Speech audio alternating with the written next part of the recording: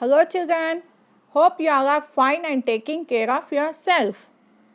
Welcome back to MAHILA SAMAJA digital classes. Class 4th standard, subject EVS, topic Topography of India, subtopic the Northern Mountains and Plains. Dear students, in today's class, let us know about the Northern Mountains and the Northern Plains. The Northern Mountains stretch across the northern boundary of India. They include the Himalayas, which are the highest mountain in the world. Which is the highest mountain in the world? Himalayas are the highest mountains in the world. It stretches from Jammu and Kashmir in the west to the Arunachal Pradesh in the east. And it stretches for nearly 2400 kilometers from west to east in an arch-like shape, which is shown here in the red line. And also they form a natural boundary between India and China. Many Indian states are found in the Himalayan region. These states are Jammu and Kashmir, Himachal Pradesh, Uttarakhand, West Bengal, Arunachal Pradesh, Sikkim and other northeastern states. The Himalayas can be divided into three. Himadri, known as Greater Himalayas. Himachal, known as Lesser Himalayas.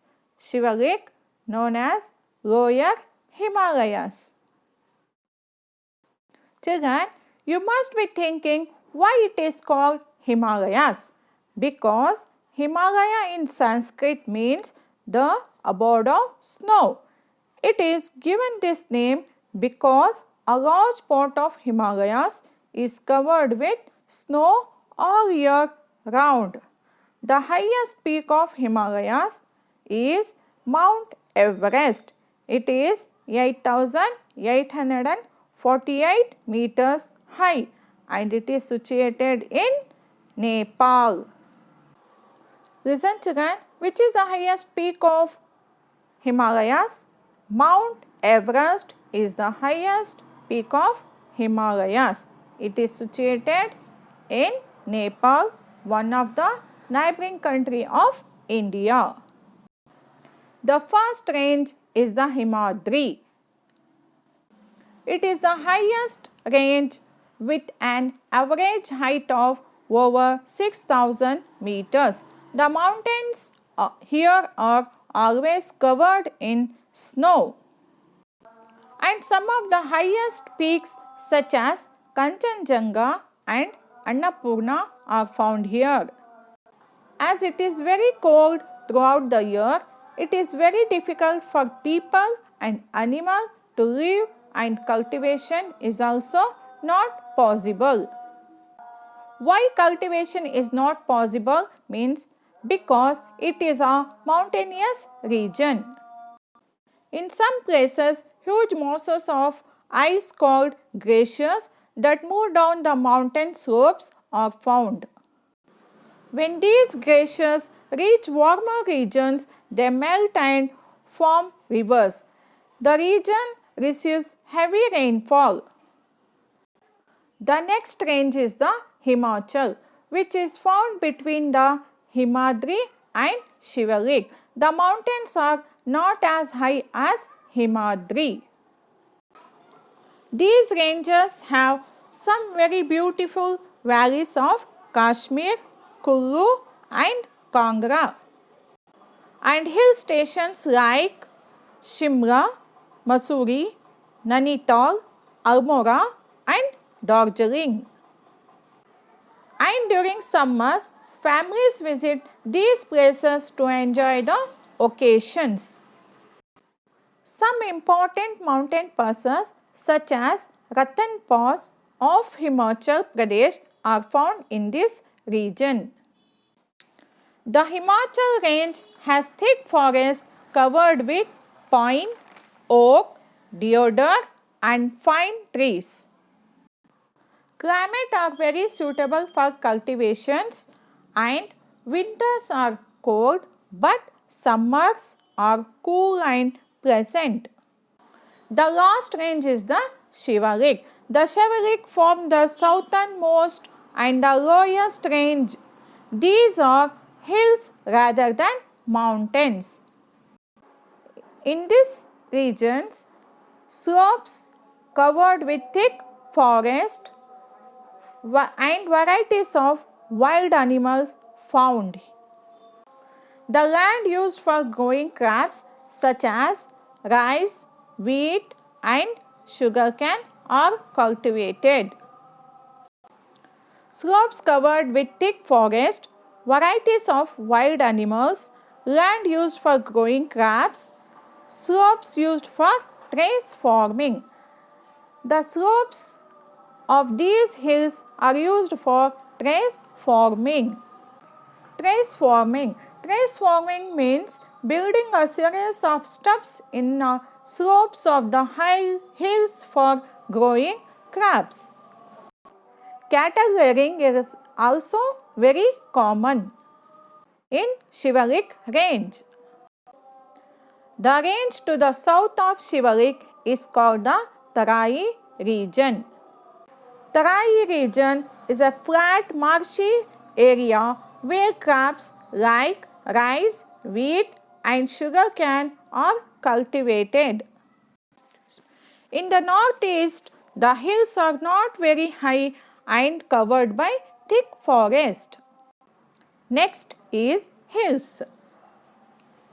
The famous hills here is Garo, Kashi, Janta, Naga, Rusa and Mizo.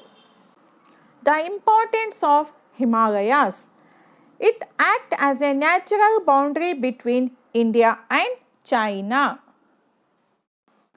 It has protected us from foreign since times immemorial. It prevents the cold biting winds of northern Asia from entering India. It prevents the rain bearing winds from leaving India, resulting in heavy rainfall over the country. Next is the northern plains. As we go south from the Himalayas, we come to the vast northern plains of India. They run parallel to the Himalayas from Punjab in the west to Assam in the east. Many rivers that originate in Himalayas such as Ganga, Brahmaputra, Indus and Satluj from the northern plains.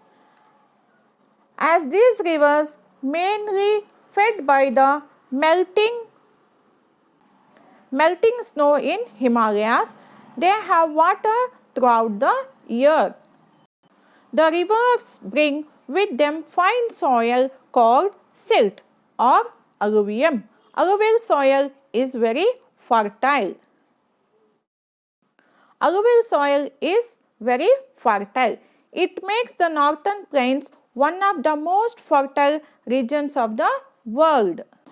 The main rivers have several tributaries or small rivers joining them. An area watered by river and its tributaries is called basin. The northern plains can be divided into three basins. The Satluj basin in the west, the Ganga basin in the middle, the Brahmaputra basin in the east. Let us learn about the Satluj basin. The river Satluj and its tributaries flow towards the southwest through Punjab. They join the Indus River in Pakistan. The Indus finally flows into the Arabian Sea. States of Punjab and Haryana lie in the Satluj basin. The Bhakra Nangal Dam has been built on the Satluj River. It provides electricity and water for irrigation. The Indira Gandhi Canal, which starts from the Satluj, provides The Bakra Dam provides electricity and water for irrigation. The Indira Gandhi Canal, which starts from the Satluj, it provides water to many dry areas of Rajasthan. Next, the Ganga Basin. The Ganga is the most important river of northern plains. The Ganga Basin is spread across Uttar Pradesh, Bihar and West Bengal. The Ganga originates from the glacier Gangotri in mountains. It is fed by several tributaries such as Alaknanda, Mandakani and Bhagirathi before it enters the northern plains at Haridwar. As it flows along slowly in the plains, it is joined by several tributaries like the Yamuna, Gantak, Gagra, Kosi and Gomti.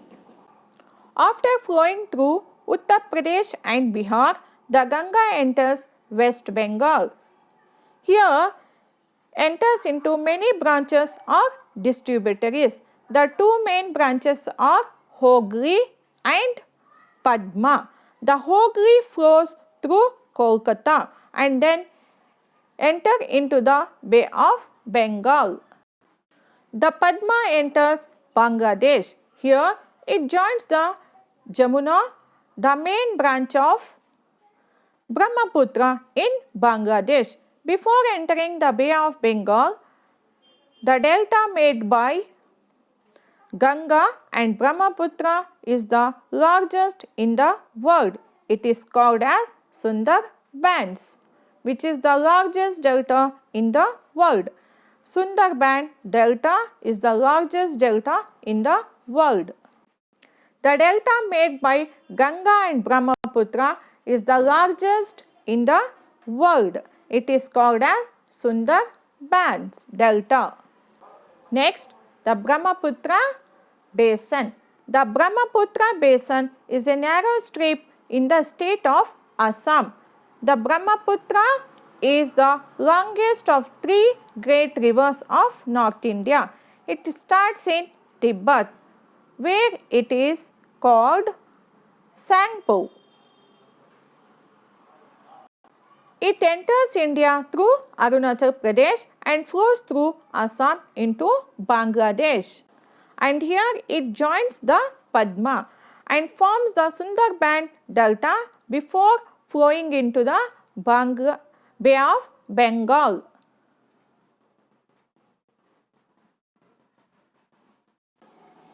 Points to remember from this lesson. The Himalayan mountains are spread across 5 countries in the Asian subcontinent: India, Bhutan, Nepal, Pakistan and China. Next, the Karakoram range and the Hindu Kush mountains are the extension of the Himalayan mountains.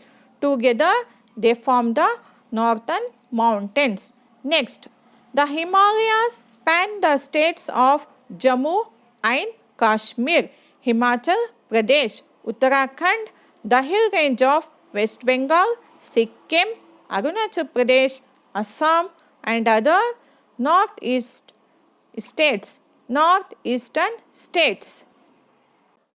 The Himalayas form a natural wall between India and China. Next, they stop the biting cold winds from entering India.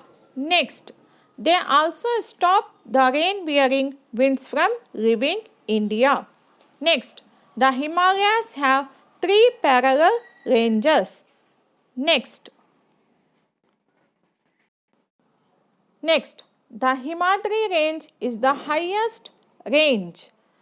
The glaciers are found here. Next, the Himachal range is the middle range. There are beautiful valleys and hill stations here. Next, the Shivalik range is the lowest range. This range is made up of hills rather than mountains. Next, the northern plains lie reach south of the Himalayas at the foothills. Next, these are vast fertile lowlands extending from Punjab in the west to Assam in the east. Next, the northern plains can be divided into three basins: the Ganga basin, the Brahmaputra basin and the Satluj basin. Next, the Himalayas and our rivers are very sensitive ecosystem. We should treat them with love and respect or they will do us more harm than good. Hope you understood the lesson. We will meet in the next class. Till that, stay safe, stay home. Thank you, children.